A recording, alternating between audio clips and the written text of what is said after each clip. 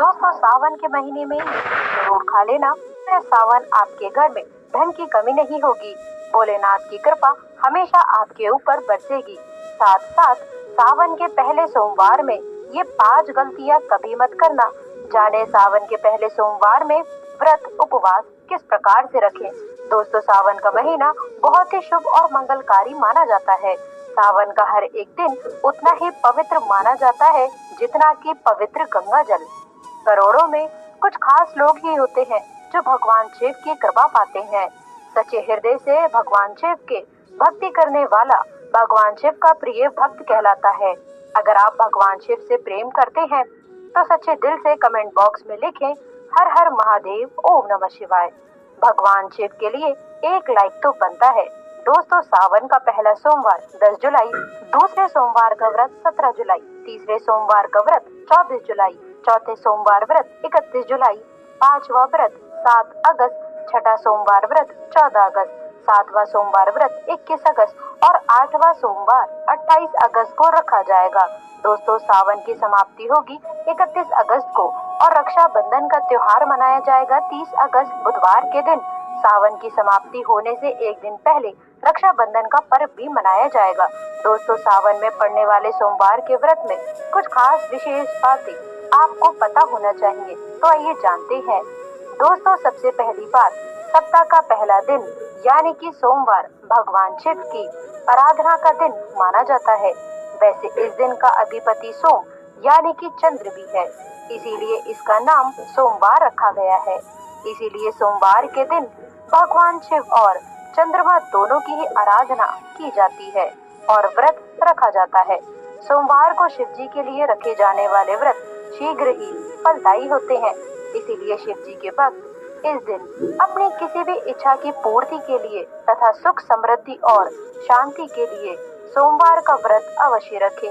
वैवाहिक जीवन सुखमय हो तथा अच्छा जीवन साथी मिले, इस कामना के साथ कुंवारी लड़कियां विशेष रूप से सोमवार का व्रत रखती हैं।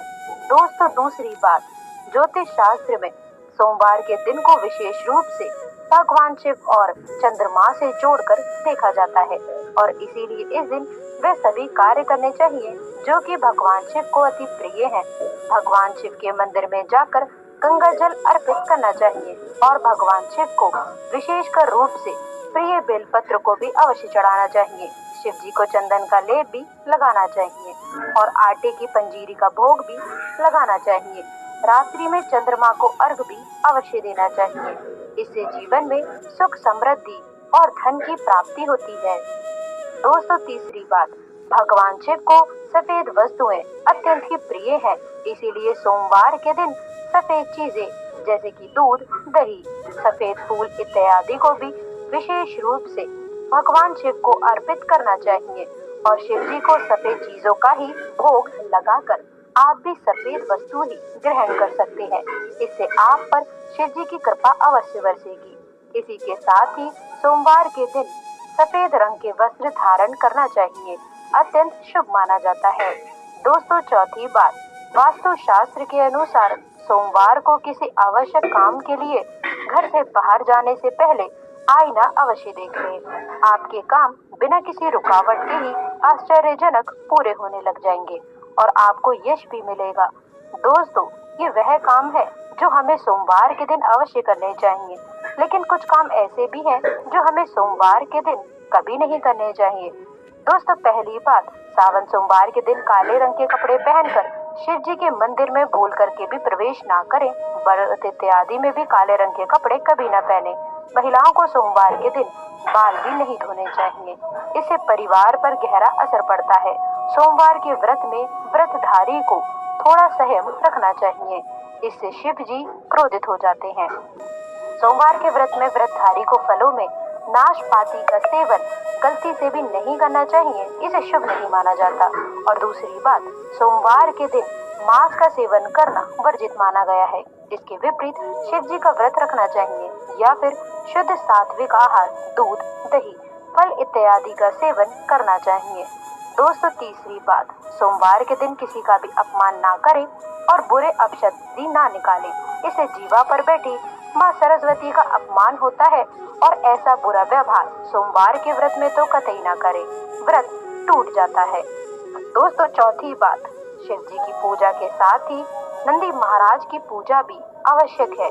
दोस्तों शिव पशु प्रेमी है, इसीलिए सोमवार को 4 पैर वाले पशु का अर्थात गाय माता की विशेषकर रूप से पूजा अर्चना करनी चाहिए। सोमवार के दिन गाय माता को कुछ न कुछ अवश्य खिलाना चाहिए, इससे व्रत पूरा माना जाता है। इसके साथ ही साथ नंदी महाराज बैल का अपमान या फिर उनके साथ गलत व्यवहार बिल्कुल भी ना करें। दोस्तों पांचवी बात, पूजा करते समय इस बात का ध्यान रखें कि भगवान शिव को केतकी का फूल, कुमकुम, तुलसी के पत्ते, कटे फटे बेलपत्र या फिर खंडित चावल भूल करके भी नहीं चढ़ाएं और शंख से भी जल अर्पित ना करें।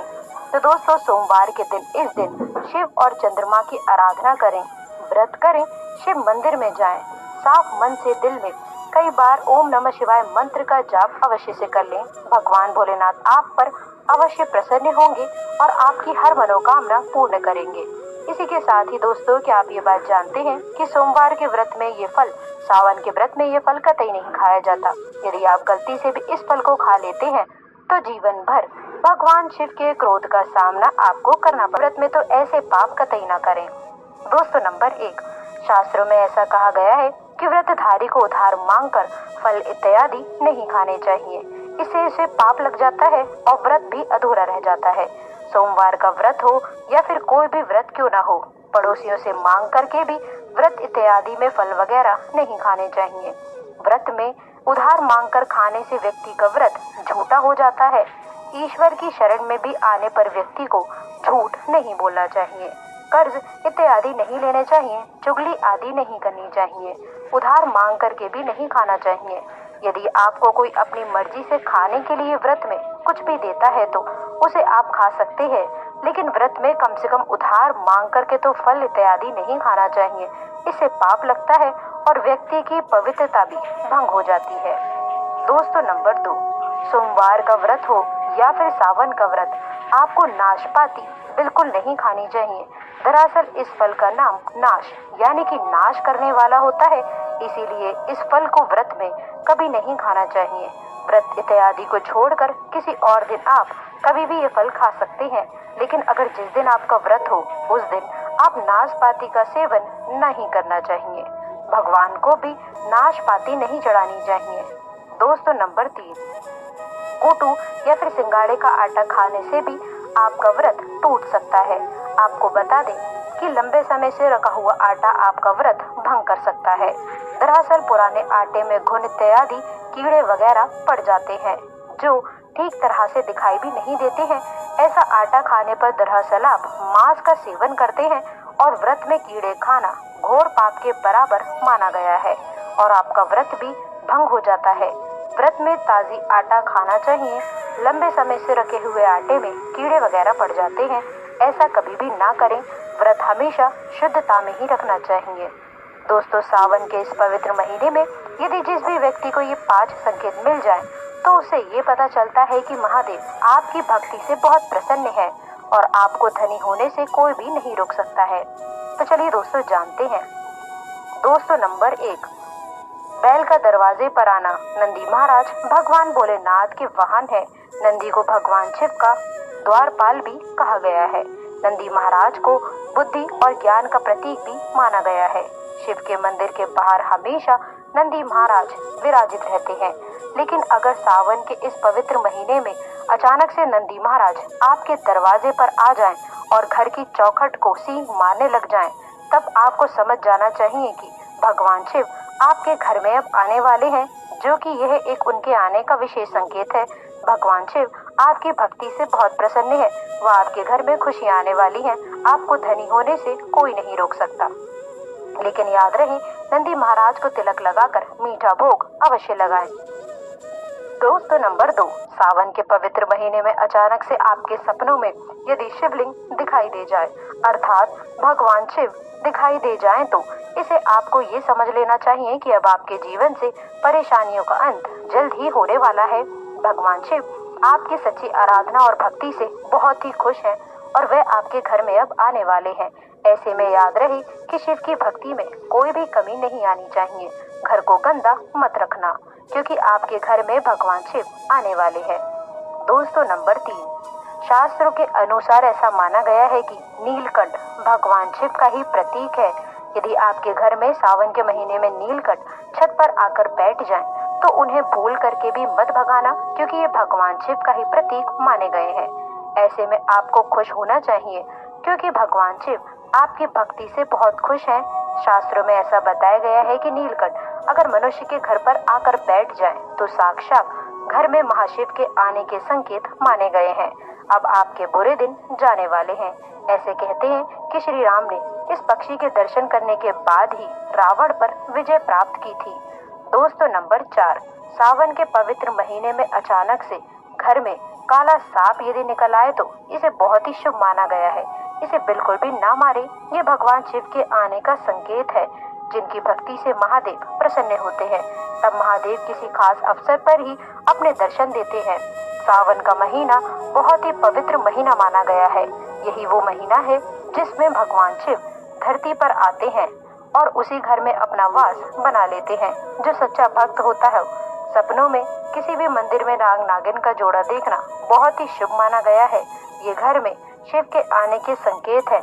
अब आपको खुश होने की जरूरत है। दोस्तों नंबर 5, सावन के शुभ अवसर पर सोमवार के दिन डमरू की आवाज, घंटियों की आवाज यदि सुनाई दे जाए तो ये अत्यंत शुभ माना गया है। इसका अर्थ ये है कि भगवान भोलेनाथ आपसे प्रसन्न है और जल्द ही आपके घर और जीवन में प्रवेश करने वाले हैं, जिससे आपका आर्थिक संकट दूर होकर जीवन में सुख समृद्धि आने वाली है। महादेव आपसे बहुत खुश है। दोस्तों, महादेव की कृपा पाने के लिए एक बार भगवान शिव का जयकारा